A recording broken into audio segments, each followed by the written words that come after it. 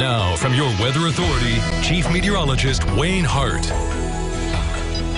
We're enjoying one of our most comfortable stretches of weather since early June, and this is going to last for a while, even though it's going to turn a little warmer here.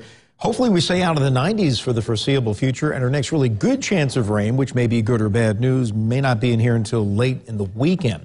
But today was a little warmer than yesterday, but it was also less humid, with highs generally running in the upper 70s to lower 80s. It was 83 in Evansville, 80 Henderson, 81 in Owensboro, but Jasper only made it to 78. And tomorrow will be a little warmer. We'll be up into the mid-80s. Average high for this time of the year is in the upper 80s. We'll be in that ballpark with a little more humidity here at times this week. Now, live first warning Doppler radar doesn't appear to be showing much, but we did have one isolated shower develop along Highway 41 as it moved southward across Vanderburgh County in the last hour. As we zoom in here to the metro, you can see this shower moved right across really areas along and east of Highway 41. That rain now exiting the east side of Evansville. It did graze the Newburgh area, moving right down into the city of Henderson. Not much rain here, but a brief shower that will continue southward across western Kentucky this evening. And you can see some of the raindrops on the camera lens, our Fence Pro Skycam, out along I-69 and the Lloyd Expressway, where some light rain has fallen, but it's in the process of drying up right now. Airport measured 1/100th of an inch, and right now the temperature is at 73. The dew point is creeping up to 68, so the humid air is working back in after a one-day break and a light northeast wind at 3 miles per hour. Temperatures right now continue to fall through the 70s. Henderson down to 72, 74 Owensboro. Fairfield's already 68. Madisonville's at 73, so it'll be a comfortable night as we bottom out of the mid-60s by daybreak tomorrow. And compared to last night at this time, yes, it's a little bit warmer, but by July standards, this is still a very nice evening.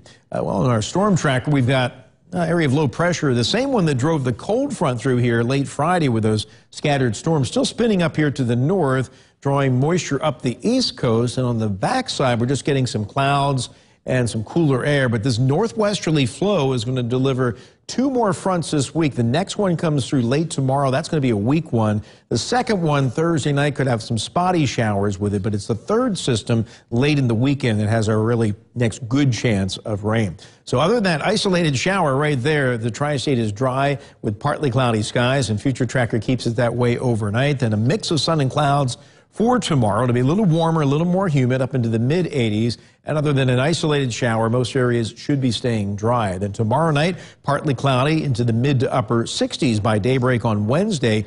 And that weak front will drop the humidity a little bit on Wednesday. Otherwise, the temperatures are pretty much the same, mid to upper 80s for the highs on Wednesday, but a little bit brighter out there. And then as we head into Thursday, the humidity begins to kick back in again ahead of this next front, but nothing oppressive, just humid air, and highs again only in the upper 80s on Thursday, which will feature more of a mix of sun and clouds across the area. And Future Tracker is a little more aggressive with the rain chances with this front. 3:30 in the afternoon, it has some scattered showers and thunder showers just northwest of Evansville. Other guidance is much drier. So right now I'm only going about 5–10% chance for later Thursday. May have to raise that if this particular model is onto something, but you can see that activity at least increasing in a scattered fashion as we head into Thursday night, and that front begins to move on through. But overnight tonight, partly cloudy, isolated shower here and there, mid-60s, and tomorrow, mix of sun and clouds, a little warmer, humid, mid-80s, maybe an isolated shower once again. Wednesday, the humidity drops, temperature stays the same, then humidity comes back on Thursday.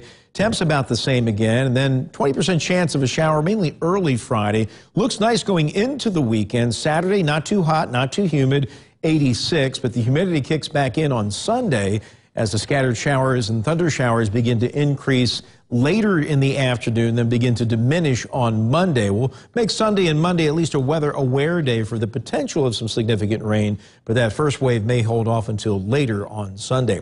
Well, the National Weather Service in Paducah was out surveying the damage from Friday night storms today, and one area in Newburgh was hit hard. After hours of assessing the damage, officials say they believe it was a microburst that caused the damage in the Newburgh area.